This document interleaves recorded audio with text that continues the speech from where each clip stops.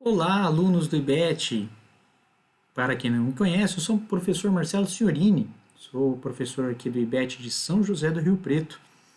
Eu vim falar um pouquinho com vocês nessa pílula sobre fazer um material de apoio, né, sobre o tema Direito Tributário, Conceito de Tributo, a nossa aula 1 do módulo Tributo e Segurança Jurídica.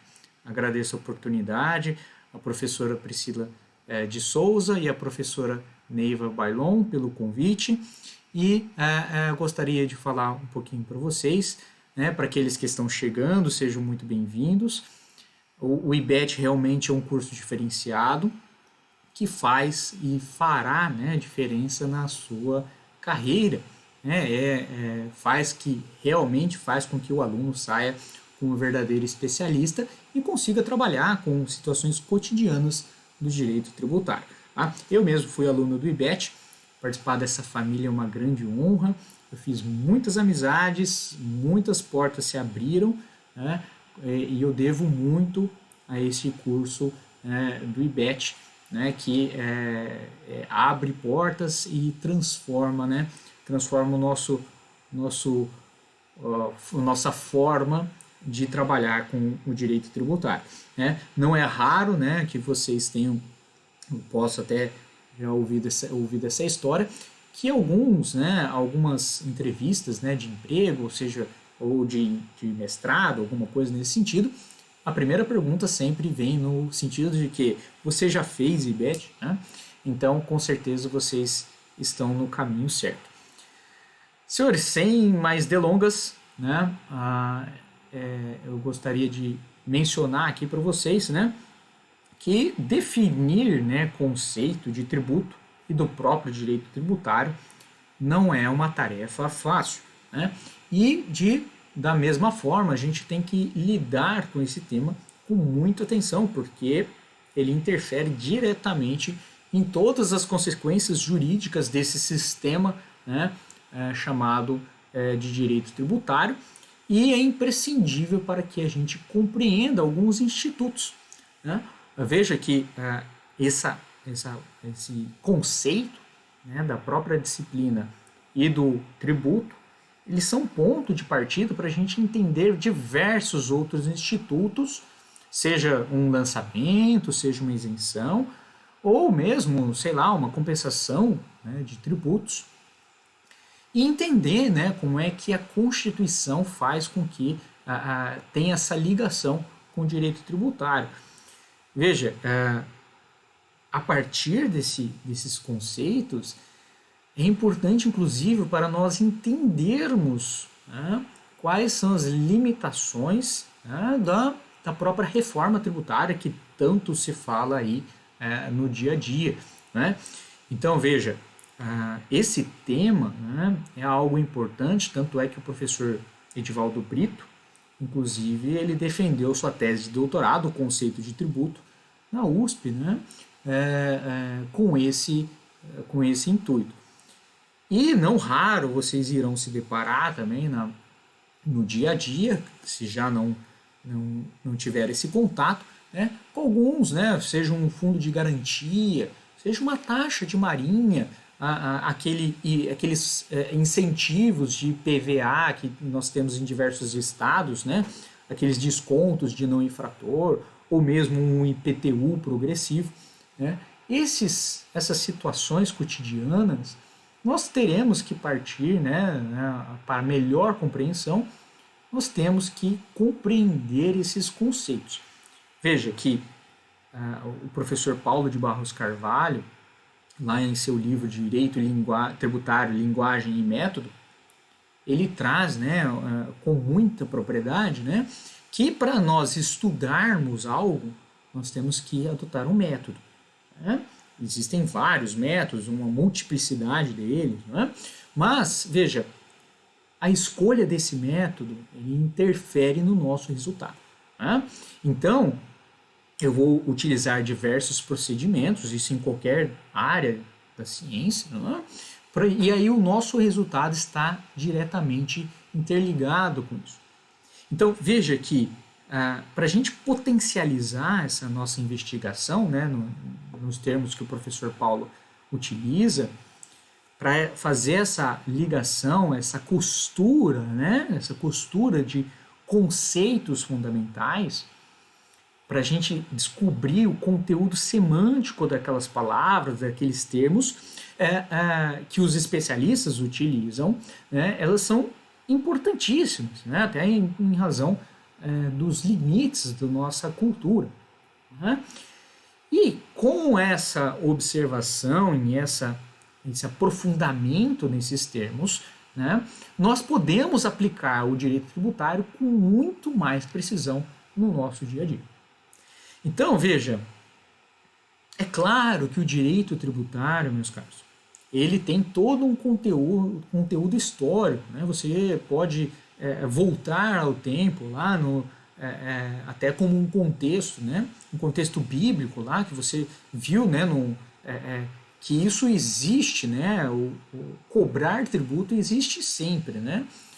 Mas essa evolução, né? Até mesmo porque o nosso direito é linguagem, né? Nem sempre o direito tributário foi tratado, né, com conhecimento científico, né? Isso acaba se aprofundando a partir do século XVIII, especialmente no século XIX, quando você começa os estudos financeiros de forma mais aprofundada, de forma mais aprimorada, né? Para aqueles que quiserem, inclusive, estudarem mais um pouquinho desse aprofundamento aí nos clássicos, né? É interessante você dar uma olhadinha lá no Fernando Sáenz de Borranda e no Ezio Vanoni também, que eu acho que é bem interessante. Tem alguns ensinamentos bem interessantes nesse sentido. Veja que o direito tributário, inclusive, ele tem conexão com outros ramos do direito e essa interdisciplinariedade é fundamental para o bom funcionamento do sistema, né? Por quê? E mesmo porque, né, o direito tributário ele interfere em um direito fundamental de propriedade, né? Então, veja que o Alfredo Augusto Becker ele utiliza diversas vezes, né? O direito tributário está ligado intimamente com esse signo presuntivo de riqueza, né? Destacou essa riqueza, é interessante para o Estado, né? Agora, veja, o direito ele tem uma função ímpar, vocês bem sabem, né, de disciplinar os comportamentos humanos nesse contexto social, né? E essa mensagem escrita, né, do direito positivo, né, porque já que a norma ela não se aplica de forma automática, né, ele está relacionado a esse processo comunicacional do direito que o professor Paulo de Barros, né, fala, né, que a incidência normativa, essa subsunção do fato à norma, é descrever o processo comunicacional do direito, né? Então, veja, essa norma tributária, ela cria uma relação jurídica, né? E, né, essa relação jurídica precisa de estudo, ela precisa ser aprofundada, né? O Alfredo Augusto Becker, mais uma vez citando aqui, né, que foi amigo do professor Paulo de Barros, né, ele, inclusive, menciona, né, que essas regras jurídicas tributárias no Brasil, ele sequer começou a sair da idade da pedra lascada, né? Nós vivemos, né, na concepção do Alfredo Augusto Becker, num manicômio jurídico, né? Então, nós precisamos desse estudo para sair dessa idade da pedra lascada, né? Veja que o direito, senhores, ele é uma ciência, né? Porque ele colhe essas informações, ele analisa esses fatos, e esse direito tributário não é também uma ciência, né? Assim, né, o conceito de tributo também, nós estamos acostumados com uma informação muito, né, superficial, né? A gente está acostumado a ouvir, né, a falar, né, um conceito, né, legal do tributo, um conceito literal do tributo.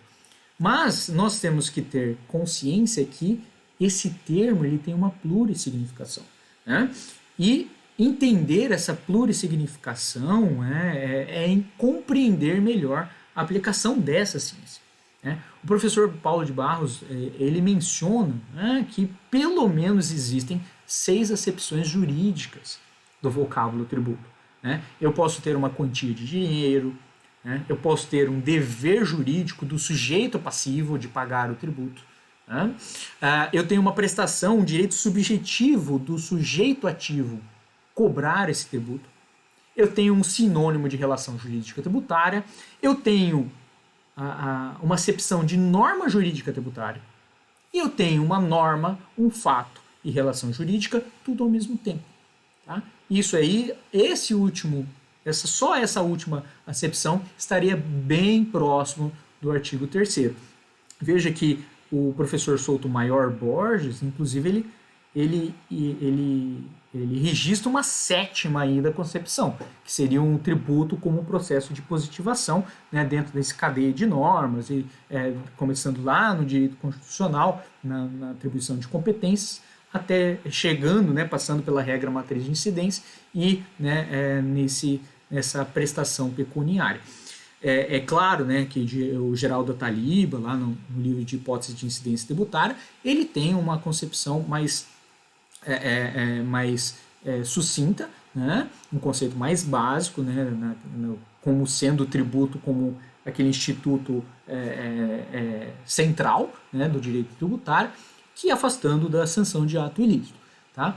Mas, né, de certa forma, né, esses são algumas acepções, né, que vocês podem se aprofundar e com certeza vocês terão um aprofundamento maior na aula. Tá bom? Espero ter ajudado de alguma forma, adicionado alguma informação importante para vocês. Leiam os materiais, né? Deem muita atenção àqueles materiais sugeridos, especialmente aqueles suplementares que são muito ricos, né, nesse sentido.